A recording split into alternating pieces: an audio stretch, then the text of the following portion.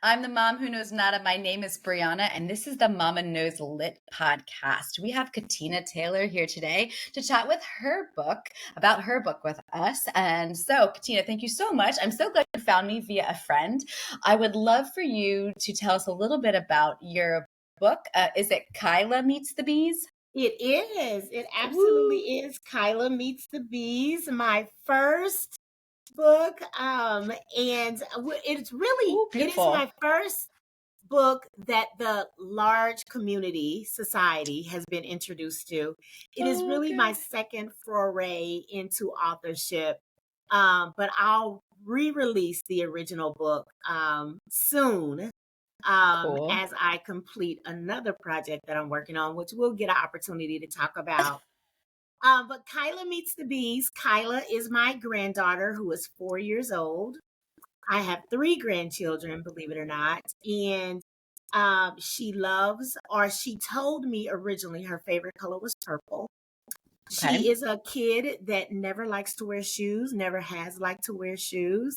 So she's always in Crocs, hence the illustration of her in a purple dress and purple Crocs.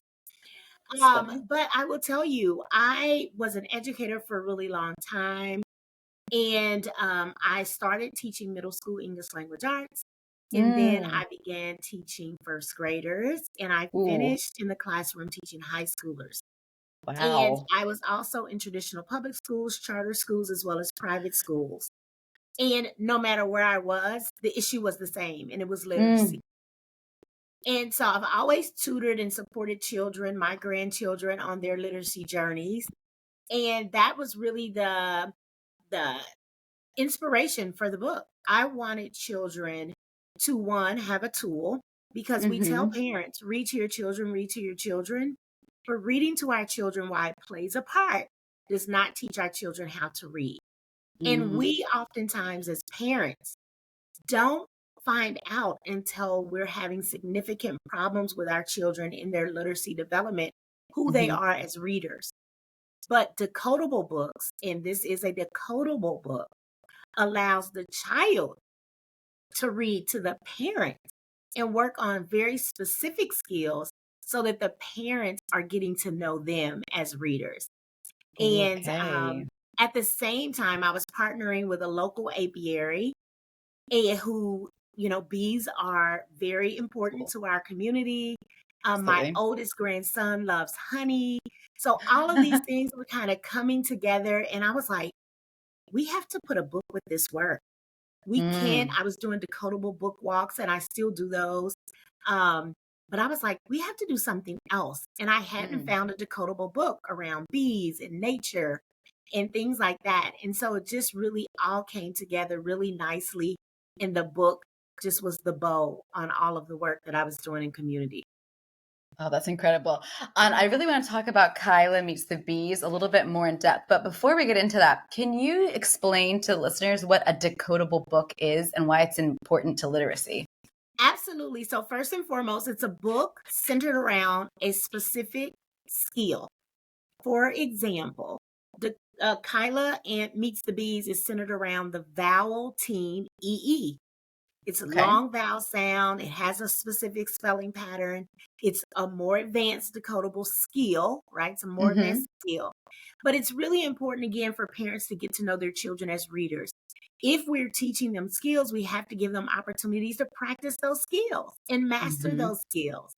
So, a decodable book is about 75% made up of words that are high frequency in nature. Some people call them sticky words, some people call them sight words, but they're words that we use in our English language more often than others.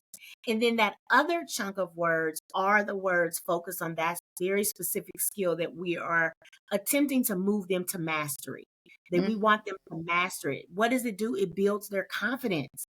Children often say they don't like to read, they don't want to read. We think it's the technology or it's their skill level, but they Yeah. haven't built up their confidence, and that leads to competence, Amen.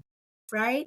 And so Mm-hmm. that's what a decodable book is. It really gives them an opportunity to practice very specific skills in isolation and growing their vocabulary, still giving them great stories, right? Some, not Yeah. all decodables are great. But that's why I Fair. exist, is to actually create some really amazing stories that are decodable as well. So that children have an opportunity to really practice those skills so that they build their confidence, they grow in their competence, and eventually they become lovers of literature. Oh my gosh, that's incredible. And that's super helpful because I don't think that a lot of parents know to look for, or, we read just as something that's like was quintessential. Like when I was growing up, like the Dr. Seuss, like Hop One Pop, like that was my Yes, favorite yes. book because then I And would those are hop on great, pop, those types of books. And they Yeah. are to a certain extent decodable themselves because they contain a lot of rhyme. So Mm-hmm. word families, spelling patterns show up in books like Dr. Seuss or Dick and Jane. If you remember those, I'm probably Mm-hmm. dating myself. Oh my goodness.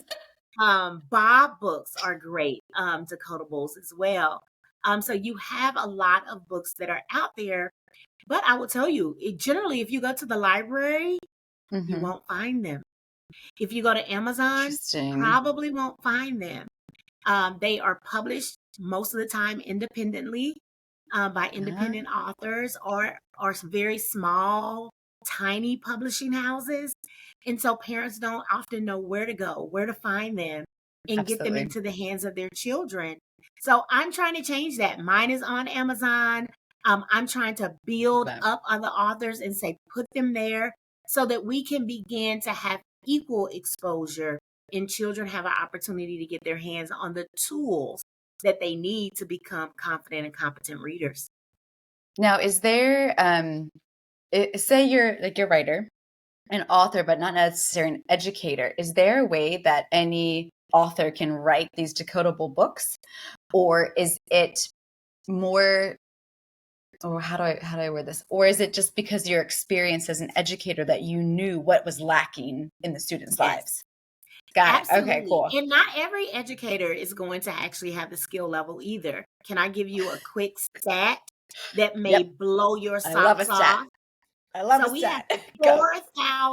4,000 colleges and universities in the country that have pre-service teacher programs. So that's where Hmm. teachers go to get certified and learn and all the things. Only 10% of those Okay. teach teachers how to teach reading. Shut that. Check it, fact check it, I promise you. Wow. So I we have believe a you. lot of educators that go into the classroom who are charged or tasked with teaching literacy skills and reading to children, and they are not equipped to do the job. We're in a literacy Mm. crisis in this country, and many people don't know or aren't aware, or they think because their kids are going to a private school or suburban Mhm. school or well funded school that they are doing really well and they'll get what they need. But the data tells us otherwise. I'm a big proponent. It's not where you go, it's who's your teacher. And you can Absolutely. never guarantee, you could be like, I grew up in Baltimore City, and there are some of Yes. the best teachers in some of those schools, but people don't want to send their kids there because they're Right. unsafe. Yes. Then you go to like private schools. Most recently lived in Florida, and we had one of the best schools in St. Johns County, literally at my doorstep. Yes. Um, according to like whatever. But I was like, who are the teachers? Like, and before I send my kid to kindergarten there, what is that experience like? What is that teacher like? How do those Yes. kids leave the classroom? Because it Yes. doesn't matter what the rating is. It doesn't matter where the kid goes. It matters who's up in the front of the room, who's paying attention to what your kid Yes. needs. And that's Absolutely. and we don't make it easy for teachers to want to teach either, no No. matter where you are, private, No. public, charter. I guess you could speak to that more than I do, than I could, but that's just me as a parent, as a consumer, as a society member. Like I see all this. Hmm. You literally taught in every different like subtech, like subcategory of Yeah. education, Yeah. elementary, middle, high. Yes. What was that experience like for you in all It those was different ages? absolutely, it was amazing. And I wouldn't trade it for the world. And I always say, it's a running joke in my circle, if I only had to deal with children, I'd still be in the classroom. I've heard Right? that before. I've Yeah. heard that But you before. deal with parents, you deal with policymakers, you deal with administrators, systems, right? Mm, All of the things that impact the education system. unions and Mm-hmm. a plethora of adults that may have competing priorities. And I found that I could not go to sleep and wake up each and every day and contribute to a system that I just didn't think Mm-hmm. served children well. Mm-hmm. And so that's when I decided to make an exit and do something different. But I will I love also that. say education was not my first career path. And I think because I had been exposed to other things, other Mm-hmm. career fields, because I started out in law and entrepreneurship, nonprofit, etc. Um, I asked questions that traditionally trained educators didn't ask. And I I was like a rule probably, breaker. yeah, Yes, I yeah, like I was an abolitionist, a disruptor, however you it. want to Love say it, it. right? But really a champion for children and families. That's just Mm-hmm. ultimately what it was. And when I initially left, I thought, I'll bring these great educators together with me and we'll go start a school because we know what kids need. Mm-hmm. But there's a lot of politics behind that. There's funding that's needed and necessary and all of these things. But I was fortunate enough to be able to design a new school model. I was able to pilot it twice in my local Mm. area. Parents were ready for it. And then it was, you have to raise how much money to launch a Yeah. school? Or the fact that people aren't having as many children. And so we're Mm-hmm. closing schools because we can't populate them. So it just didn't make any sense to open up a new school. And we had a lot of schools that were on the cusp of going from good to great. So how could we Mm. support them? So I spent some time consulting and bringing school founders to the table and training other educators, still tutoring children and questioning a lot of policy things that were happening before I decided to write the book and launch my nonprofit and all the things. Yes. So let's talk a little bit about your nonprofit, Dreams, Mhm. Casey. Can you tell us a bit about the mission? And you kind of told us like where you came from, but what was that aha moment where you're like, no, this organization needs to happen and needs to happen now? We cannot hold parents accountable or responsible for being partners in the education of their children if we haven't tooled them and set them up for success. Mm. That's one. Okay. Two, I was still one by one growing readers. But Mm-hmm. because we're in a crisis, I said, how can I clone myself? How can I do this? Oh my gosh. And so I said, parents are the first and most important educators of their children. They will always know more and know Mm-hmm. better in regards to their children. And they are asking how to help their children. So Dreams KC as a nonprofit empowers parents with the tools they need to teach their children foundational literacy skills. I I clone love that. parents. I create me's all I love over that. so that they have the responsibility and the support and the tools to teach their children how to read. And And then so can you children walk? get to decide if they're going to become lovers of literature later. Yeah, or just they have to consume it because it gets them through school. Yeah, That right? was me until I found theater, but yeah. Yeah. Same, same. I started reading prior to going to school. I Mm-hmm. loved learning, but if I didn't have to read it, I Right. didn't. Until I got Right. some raunchy novel given to me by a friend in college. That's so funny. Mine was I fell in love with in my junior year of high school, and I never read a book in my life. I mean, I read the books, but like Yeah. textbooks, ugh. Um, it wasn't until I took AP English my junior year of high school, and we were reading scripts, and I was like, I was already into theater, but actually having Yeah. to read them and analyze them, that's what switched it for me. Um, Yes. can you walk me through? Sorry, I could talk about books and theater, so I will not go down that rabbit hole. This is about you. Um, I'm pretty sure we could probably talk a lot about that. Can you tell me a little bit about your program and what the tools that you give parents and how you give them Yeah, we that opportunity start to with the grow? basics. I take a lot of the terminology that Mhm. teachers would use, and I make it user friendly for parents first and foremost. I give Good idea. parents data because we need to know the state we're in. Mhm. I talk to them about the fact that most of us believe a lot of myths around literacy and reading. I dispel those. And then we talk about the brain, that Oof. we are not born with the neural pathways for the printed word. Those Mm. are developed over time with consistency and intentionality. Mhm. And I go, hey, parents, have you ever wondered why children, no matter what family they're born into, can master the language? It's Mm. because our brains are hardwired for oral language, not the Mhm. written word. So we talk about those things That's initially. such a good point. Then Oh we my talk god. about how do we find out where our children are and then what they need. So we talk Mm. about assessing children in the different domains: phonological awareness, phonemic awareness, phonics, comprehension, fluency, all of the things. Because when we're reading, we don't know Mhm. how much work our brains are actually doing because we've built those neural pathways. We're fluent readers. We've shifted from Mhm. learning how to read to reading to learn.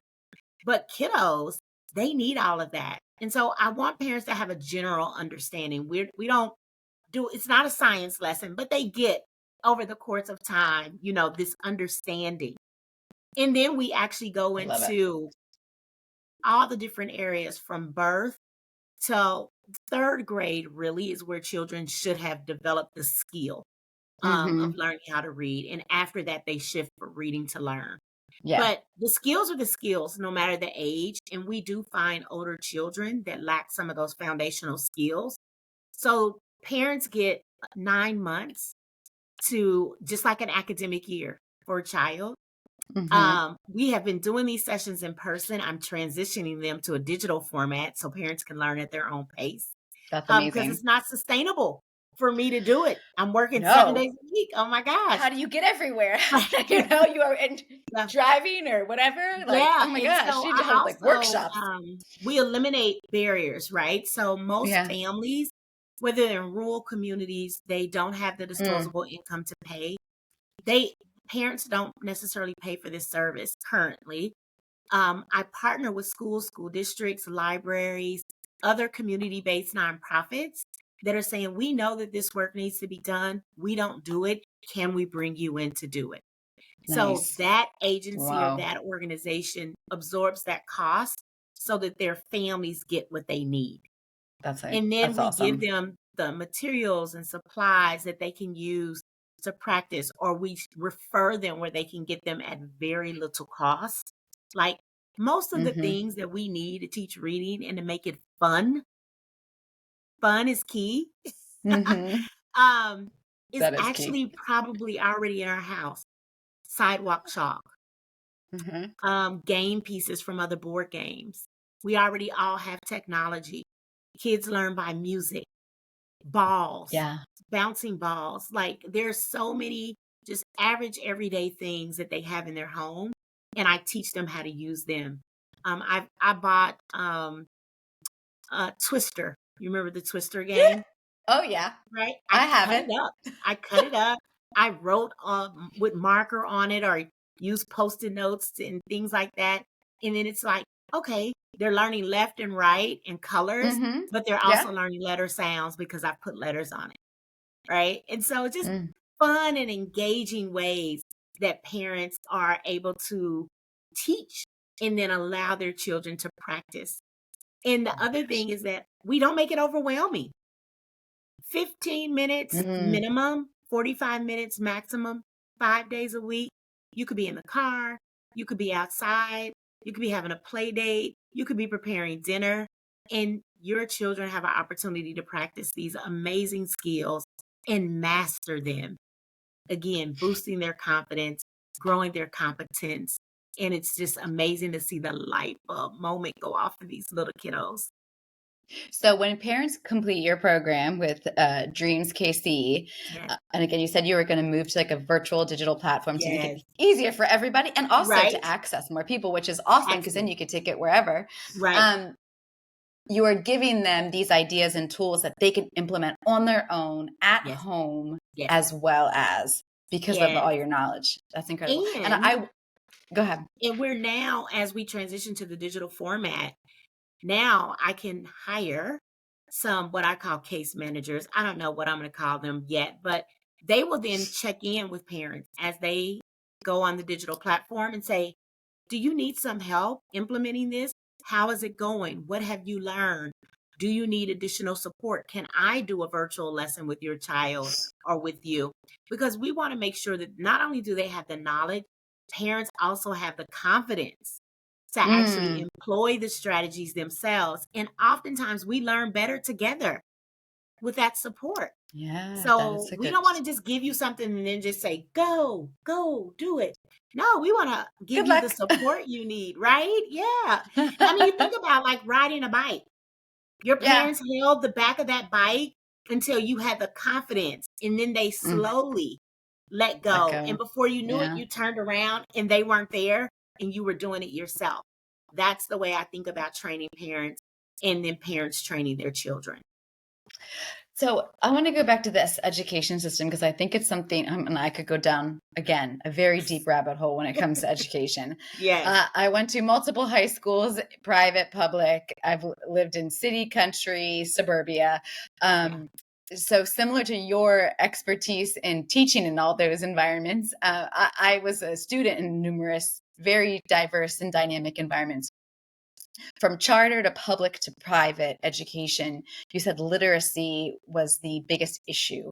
What could schools, communities, education systems do better to support our kids on their literacy journey? Where's the I biggest think gap? first and foremost, we have to uh, accept the science. The science has always been there. You hear a lot of conversation right now around the science of reading, but the science of Hmm. reading has always existed. This is not new information. We just have to accept it and embrace it and accept the responsibility that we've gotten it wrong for decades, right? Like, it's okay to say I that. love it. I Like, love right, that. I made a mistake. I did something that I probably shouldn't have done. I adopted something and employed it that in a way that just wasn't best for kids. So we have to get there first and not beat ourselves up. But Mm, now we have to come together as a village, as a team, with parents, with tutors, with reading interventionists, with colleges and universities, with policymakers, right? With curriculum companies, mhm, all of the things. And so we come together and we really say we're going to do what's best for children. We fund it. mhm, We understand and know that education is business, but what we should say and demand is that our children are not commodities and we're not going to treat them that way. mm, And so we go about the hard work of training the teachers, of supporting the mhm, teachers, of training the parents, of supporting the parents, of saying governmental entities, if you're a state college or university and you're not teaching teachers how to teach reading or math or whatever it may be, you don't get our tax dollars. You don't get mm. the funding. What, like, we're the people, So that's a novel right? idea. I like it. Right. We're the people. And I think parents should share in the decision making processes as well. So at your Hmm. local school, making it more realistic. Title I is a federal program that requires parents be engaged in the governance of their schools. So parents, you have the most power. Operate in it. And that doesn't mean it's adversarial, but it is holding people accountable because you're Mm, sending your most precious uh I don't know, possession, so to speak. Not yeah, that we own our children, but right. these are babies that we carried and birthed, and we're sending, oftentimes, if we're not homeschooling, but we're sending to other adults to care for them and grow them and guide them.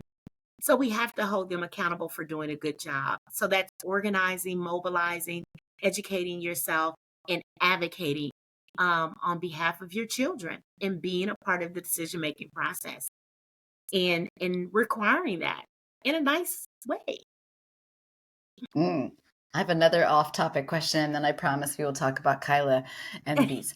Um, because this is a very fascinating conversation to me, and I see it with like my son too, who has an aversion to reading because it's not that he's not competent. He's a very intelligent kid. I mean, we all say that about our children, but my Yeah. son, And right? They do intelligence has absolutely nothing to do with reading either. absolutely, but I can see where he gets nervous and scared. And so we've been spent a year abroad in Spain here, and so he is sounding things out, Yes. but with the Spanish. He's writing English words with the Spanish alphabet. Do And you I know was like, why? Do you know why? no, tell me, because I would love to know. Spanish is more phonemic than most other languages. Oh, English that's fun. is Okay. the most difficult language to learn. It's really annoying. So it's easier for him to do it in Spanish. So he's like trying to write Sasha yesterday, and an X in Spanish, at least if you have like the CH is like a sh sound, and they Right. write an X instead. So he is going, it's like shativa, mom, and I'm like, oh, but that's with an X. Like he's writing Sasha with an X, and I'm like, oh, but Yeah. it's a sa, not sha. And I'm like, Yeah. I was like, I'm just gonna step out of this because I'm gonna mess you up. So I can see it with him, and then he gets frustrated and angry, and he's like, Mom, no, and I'm like, he's 6, so he's Yeah. on that Oh, cusp, and that's perfect age too. And oh you'll see god, the light bulb go off at some point oh god, I hope so. soon. But supporting him, having fun with him, guiding him in a way that's not frustrating for you or him, and celebrating the wins. That is the Mm-hmm. biggest thing for Yeah, me in terms of parents. I'm like, I don't care how small the win is. I don't care how small the accomplishment is. Like we're gonna celebrate it like we celebrated when they learned to use the potty. right. I know, it's And so true. they want more of that. And the more they get, the less frustrated they are, the more confident they are. And I'm always like, I'm the type of person who's like, where's the opportunity for growth here? So I like have to like check myself. Yes. The other thing he wrote yesterday was Marissa, and it was Mm, like like the phonetically how we say it is how yes. he wrote it. It's like Mresa, and he's like, look, I wrote Marissa, and I was like, shut your mouth, mom! Like you wrote Yeah. Marissa, yay! But he did. He He wrote it did. phonetically. That tells you. So that gives you information. So when you said, so what is the opportunity for learning here? Well, what you learned about him is that he is absolutely familiar with letter sounds and how letter Mm-hmm. sounds operate. And he has a very clear understanding of phonemic awareness. That's good, So right? it's great. Yeah, like, yay. Absolutely, you spelled Marissa. Yes, I was like, bite your tongue, Brianna, bite your tongue. This is a win. it And I'm like, is. And I'll tell you, and I was like, no, shut up, mom, I shut up. have right next to me my Bible when it comes to language. I'd recommend this as you begin to Okay. deal with the nuances. So he's starting perfectly. Now you teach him the rules, right? Mm. Yeah, that's great. You did it exactly the way it sounds. Let me tell you a couple of rules about letter sound that will Stupid rules. then grow him.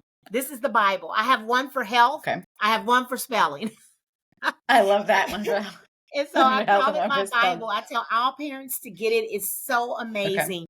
But yeah, I think he's right on target where he needs to be. Oh, So stress less, I appreciate. celebrate Thank you. more. I am. That is just me. I am like, oh my god, he's 6. He's not reading, because I never remember not reading. Yes. So it's so hard for me to be like, and I'm not an educator, so I am not. I was like, this kid needs preschool because mommy doesn't know what to do with a flashcard. Like I'm not that person. But before that tangent, I had one more tangent. I wanted your opinion on this like phenomenon that's kind of happening, particularly in the U.S. I feel like with like the unschooling. Yes. What is your thought on that? I love it. I love it. I absolutely love unschooling, homeschooling, experiential learning. the fact that you all are in Spain, I'm like, what are you learning about art and music and Oh, culture? Like, oh my, yeah. food, dance, all the things, right? Yeah. Um, I believe wholeheartedly parents should always have a choice of how their children are educated. Mm, And mhm. I think, again, parents are the best. They're the first educators of their own children. And if we have a system that has failed to evolve over 100+ years and it doesn't serve our children well, Hmm. why not try something else? Right? Oh, That was the wow. advent of charters, right? It was supposed to give parents choice. Mhm. I'm going to leave that there. But that Oh shouldn't my be the gosh. only choice, right? And so when I taught at private school, one of the things I loved about the fact that those families had resources is that Mhm. they could go and study abroad or take their children on some adventure. And we Mhm. could then talk about it when they came back, and the children would educate their peers about all the things that they learned when they went to Mhm. Australia or to Asia or wherever. And it's just amazing. Yeah. Children remember experiences. They don't Mm. always remember a lesson. Yes. This is so true. Yeah. One of the poshest things my son said one time was, "Mommy, remember that time we rode on the catamaran in St. Martin?" And I was like, "Oh gosh, like what a life you have, child, Right? And it's not, I mean, every with every pro there's a con. So it's like, Yeah. he doesn't see his dad half the time. Dad is always traveling for work. So Hmm. that's what brought us here. Um, but it's like one of those things where you're like, but to your point though, that education of that experiential, like being on a boat for the first time, having the Yes. waves splash, being sandy, jumping off the boat, like he was terrified, like all of those little things are now ingrained in his little brain, and And then then he what can can he tell other learn people. about marine biology or velocity or Oh, volume and weight and how water works and all the things that you could teach just from that lived experience is amazing. And I'll say that you're such a unschooling, teacher. I yeah, love yeah. it. Yeah, you're like, And look at all the parents, things, and I'm like, right? what? Right? They're like, yes, you can do this. Fish and mammals and all the things. Like, wow. And then parents that are doing unschooling, like people think, oh, they just let their children run wild. They don't. Yeah, I hate when Homeschool people say parents that. still have Hmm. structure. Real world learning still takes place under structure, but we're not controlling children. And Hmm. oftentimes that's what happens in schools. And so these kids show up pre-K, kindergarten, and they have this light in their eyes and they're so excited about learning. And if Hmm. you watch those same children over time, depending on the environment that they're in, they Yeah. lose the light. They lose their Hmm. ability to dream, hence dreams KC. Um, and we I love that. want them to maintain that for as long as they can and to understand that they can do, be, and create whatever they want to do, be, and create. That's the Mhm. work of dreams. I believe that literacy is liberation. Frederick Mm. Douglass said, once you Mhm. learn to read, you are forever free. I believe it. Amen. And so that this Absolutely. is my life's work. And I support parents in any way that they see is best for their children. Because remember, our job is to protect them while they Mhm. grow into what the universe created them to be. Mm. Oh, I love that you said that too.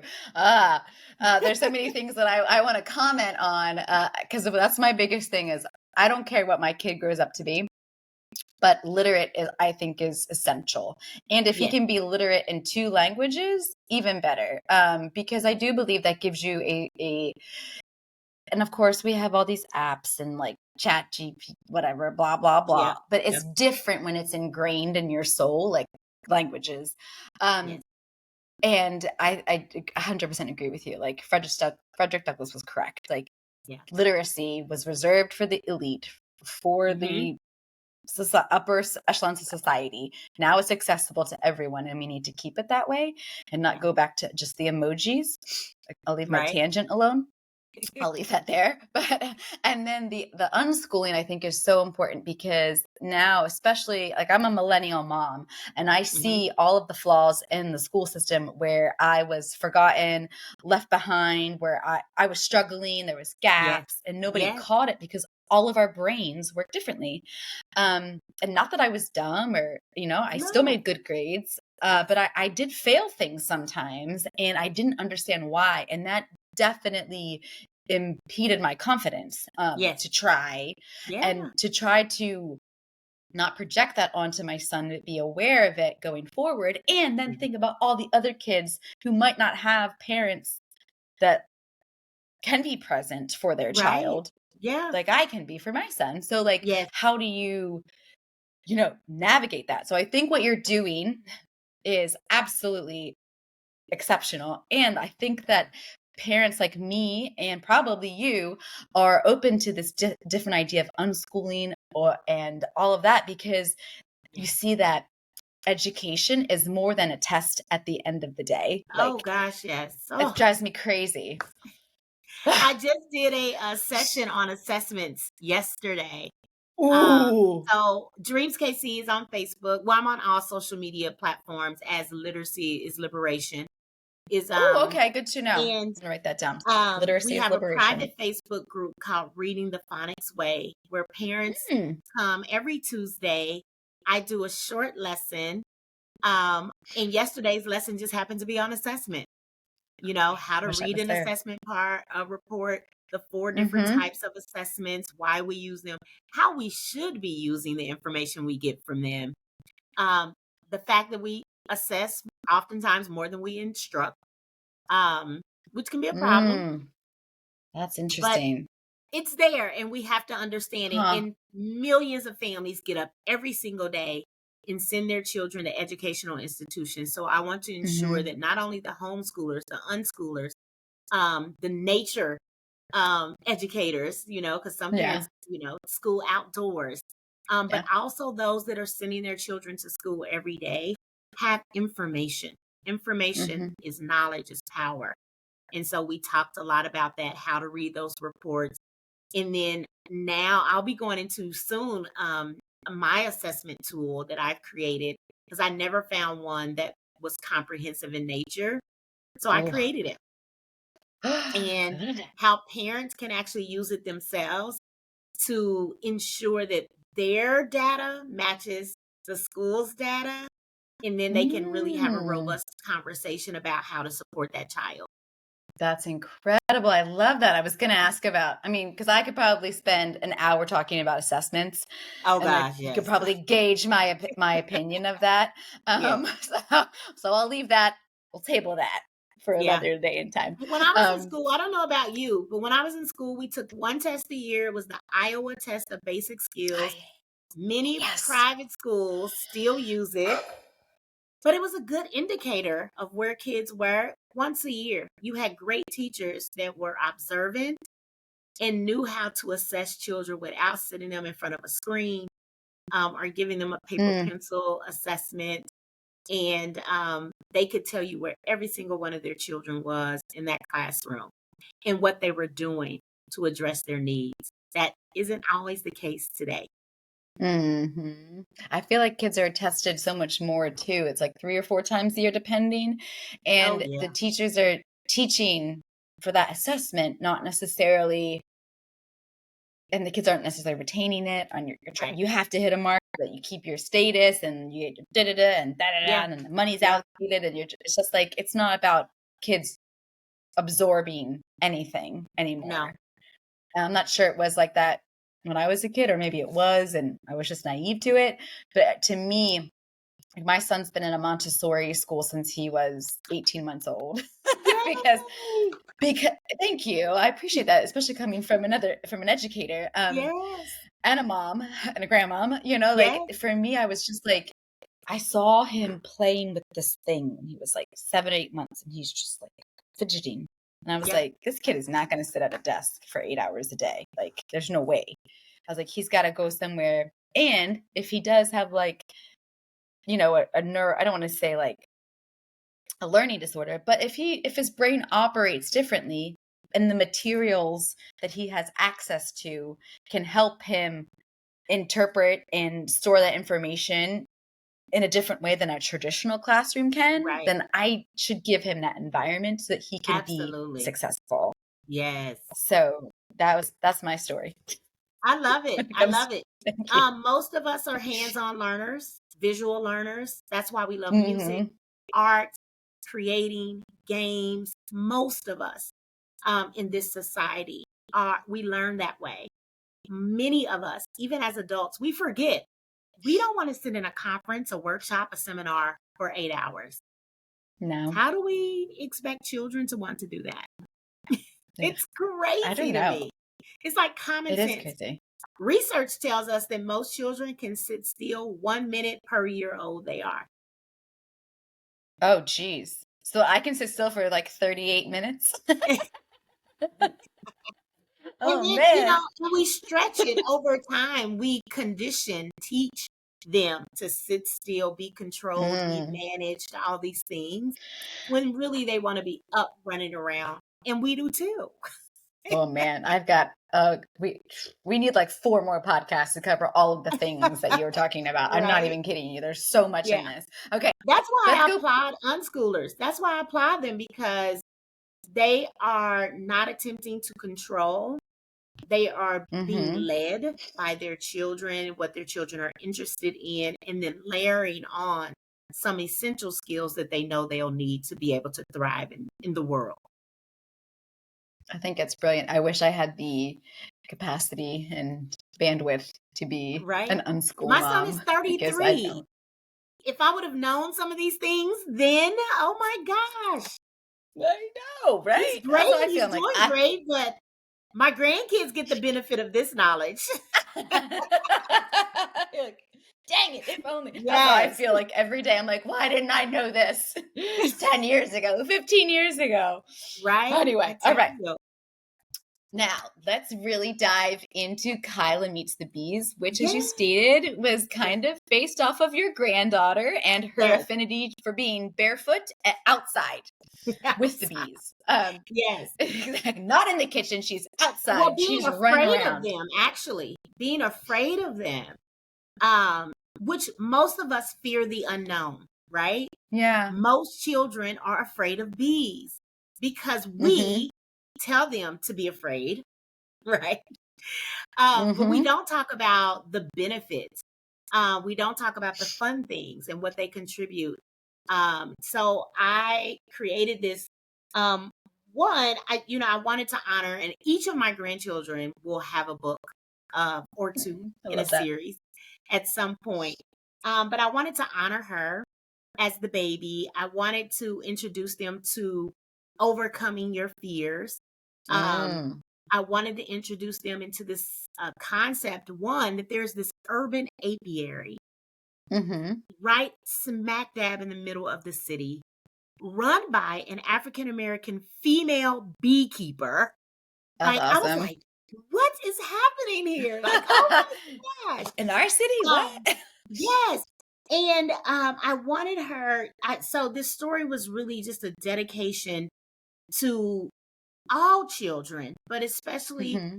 children that may not get to go to the apple orchard or to an Mm-hmm. apiary and learn about these fascinating creatures that are bees. And the fact that once they learn and have the knowledge of what bees contribute to our environment, they don't have to be afraid of them. They don't bother Mm. them if if we don't bother them, like or bother Right, us if we exactly. don't bother them. And so that was really the concept around it. I really wanted children to have this knowledge and just be moved to be engaged in the environment more. Um Mm. my oldest grandson also has very bad allergies like my son Mhm. and his dad. And so I also wanted to think them to think about the honey and locally Mhm. grown honey and the impact it can have on our health and well-being, Uh-huh. different types of flowers and how because I was fascinated myself about the fact that we could have literally 10 blocks from my home an apiary with a half a million bees and these bees are not in the community bothering us because they have everything they need right there. Uh-huh. They're hived there, they have a pond there, they have particular flowers there, like all of the things. And then we get the benefit of having them in our Yeah. environment. I So love that. that is the story. That is the story. I also, I wanted her to also see herself and other Mhm. children to see themselves in a character of color. Mm, I will tell you that the language that is used is what we call African American English. Not mhm. the entire book, but you talked about our children being bilingual. Mhm. Most of our children are bilingual because all of us, depending on where we've grown up geographically or Mm, in the, in the world, Spain, mhm. Canada, like the South, wherever we may be, Appalachia, it could be anywhere. There is a certain dialect or language that is Mhm. spoken in those regions, in those areas, in our families that we carry with us. But when we go to school, teachers tell us that we are speaking incorrect English, but we're not. We're not. That Hmm. is a home language that should be honored and it's relatable. So in this Uh-huh. particular book, I don't know if I've said it since sitting here talking to you. I use y'all. I am not from the South. I am born and I do raised too. in Missouri, but there are certain things that I say, uh, people say, and it's like we just need to teach them how to translate it, and that it's Mhm. a give and take, formal versus informal. There's no such thing as Mhm. standard American English. It's funny No. that you say that. It's so Because funny we you say that. borrowed from everyone to create our English language system, right? This is very And true. so, yeah, and so kids have to do a lot of work already to decode and build their language skills, their reading skills. We don't want to Mhm. add that other layer. So, I use like y'all in the book. I use gonna. Mhm. This is gonna be a fun day. Because kids then not only will they relate to seeing the character, they'll also relate to the language that is being used. Mm. And That they makes feel sense. honored and they don't have to do the hard work of trying to translate it into standard American English. It's just like, Yeah, they're let's have fun very with the book. yeah, So it's a yeah, little bit more colloquial. It's like, yes, yeah. the way you would speak to each other. It's so funny you said that because I lived in Texas for a year and I lived in California for a while. So I'll say things like, y'all, that's rad. And people are like, where are you from? I'm like, I'm confused. I'm very I love confused. it. I love it. I love it. But they get what you're Oh God. saying, right? Like Yeah, they they know what I'm understand what you're saying. saying. Yeah. Just, So that's the a little thing, bit country, a little bit surfer, a little bit right? city, a little bit I not. love it. I love it. That's awesome. Oh. What is your favorite part about being an author and finally having this book published? The fact that I could do it. um, Amen. the fact that I can bring for children that are in urban settings, Mm. um, characters that represent them. I just got a picture sent to me last week of a little girl and her mom at a book fair somewhere. I have no idea where. And she had this book and they sent me the quote. And the little girl said, "She looks like me." That's the best. That's awesome. Even now, I'm like, oh my God, I'll cry about everything. I know, right? I'm right there with you. I'm like, oh yeah. And it has the Oh. opportunity to open them up. Like, how many children have been to an apiary? I had never been, but I went. Mm-mm. Mm-hmm. Um, and that they get to see an African American woman who's a beekeeper. That's so cool. So those types of stories for people that may not go outside of a 10-block radius of where they live, or they Mm-hmm. think that a 30-minute drive is out of town. But in a Mm-hmm. book, they get to go on a journey, an excursion, and get exposed to things, and see these characters that may look like them having these adventures. It opens them up that maybe it's possible for them. And so I think that's the favorite part while I'm actually helping them on their literacy journey. Yeah, you just snuck Like, that in there. yeah, Tricky. right? That inspires a Like, song. how amazing is that? That is like, Oh, oh man. my gosh, it's overwhelming, It to is be a able to it do this work. it's cool too. You kinda answered my next question, but I'm gonna ask it, see if there's anything else that you hope readers gain from this book, other than maybe an adventure if they can't go on one or Yeah. seeing themselves in the character. Is there any specific message that you or theme in the story? I think again, once you learn for this particular book, once you discover the unknown, there is no Mhm. longer a reason to be afraid. That is the message in Such a this good message. particular story. And that again, that these are our friends, that they're needed and necessary. The next time you see one, don't stamp on it. I know, not Let the it fly away. bees. Right? Not let it fly away. But yeah, like I just I this it was time. I believe in divine timing. The opportunity just kind of met Mhm. preparation and I was able to do this. And I I like think this that. is the way my journey will keep going. I don't know. The next book will be out in the next few weeks actually. And for Ooh. my my oldest grandson loves science. So he's always anytime he asks me a question, I'm like, let's go to Google or let's figure this out. So it will still be about bees, but it will be Mhm. nonfiction. Ooh. And so for the kid that loves science, that wants to go even deeper about the parts of the bees, how they communicate, what they Oh, eat, fascinating. those types of things, then we have a fiction story, Kyla meets the bees, but then we'll have a nonfiction companion that will also be decodable. But it's for that kid that wants the real, not That's so necessarily cool. the made up story. And so Um, I wanted to be able to service both types of children. Some thrive and love story, but some mhm. thrive and want real. And so why not give them both? Oh, that's so you keep answering all my questions, so you're just like a mind reader, I guess. Okay, so people can find you at Literacy is Liberation, correct? Yes, on all And where social can they media platforms. and then your book, where can people buy Kyla Meets the Bees? On Amazon, Okay. our go-to on Amazon. I will say if they're local to Kansas City, Missouri, we Mhm. now are in the Kansas City Public Libraries, and then we have another library system that surrounds us called the Mid-Continent Public Library, and they are putting them in all 37 of their Oh, sites.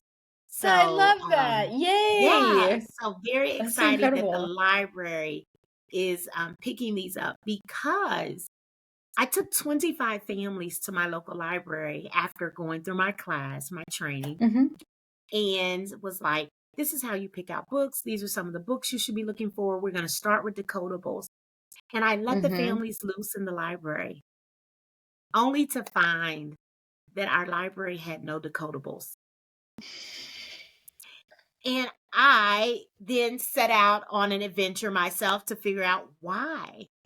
So libraries have to buy books from certain places, certain Mhm. publishers. I assumed wrongly that Mhm. most librarians also knew what decodable books were and had a background in education. Not necessarily the case. So I had to actually begin to educate librarians about the need for decodables and why we should be adding them to the collection and Wow. talking about building out what I call decodable book literacy hubs.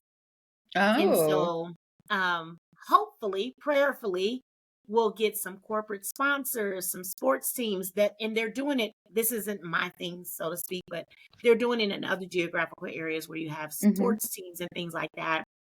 Now, sponsoring these decodable books to be in libraries because it's so needed and necessary for children. So Mm. I'm hoping that happens in my local area and we spread it out across the country. I have a feeling you're going to be the pioneer of that exhibition. There's a hunch. I feel it. Like, I hope I think so. that's going I'm to gonna be work hard to make it happen. Katina. But Well, parents, Katina. again, parents can do the same thing. They can go to their local libraries and say, where are your decodable books? Do you carry decodable books? Why don't you? Mm-hmm. And then That start is making those requests. absolutely. That's something I would have never thought to ask if I friends weren't literacy coaches and et Yeah. cetera, et cetera. Um, Yeah. but yeah, but you don't know what you don't know until you learn it. And then you're just like, Exactly. oh, why isn't this a thing? Like, Yes. how did I not know this before? Why Correct. wasn't this a thing when I was a kid? Like, what the Yes. heck? Who Right. was looking out for my Absolutely. best interests? Not you fools. Like, seriously. You said it. I didn't. Yeah, give me one more policy and one more system, and I'll tell you what to do with it. Anyway, Katina, this has been very informational, very profound. So much good information in this conversation. I hate to ask, but is there any other insight you can give us to light things up for literature? I'm going to tell parents to take the bull by the horns, get involved in any space that you are in, and advocate for the implementation of the science of reading, structured literacy, decodable books, training Mm-hmm. for teachers, and to be at the table making decisions Mm. in your school district, run for school board, work against book bans Mm. that's Amen to happening right that. now. But wherever you find yourself, and first and foremost, be your child's first and most important teacher. If no one else is going to do it, you can do it. I believe in the will of parents. I believe in their ability. And I will tell parents that say, "Oh, well, I may not be a great reader." One of the things I am clear about is when they learn and begin to teach their own children, they close their own literacy gaps. So this is a two-gen approach. Oh. And I am telling you, you won't regret it. It builds the bond between you and your child.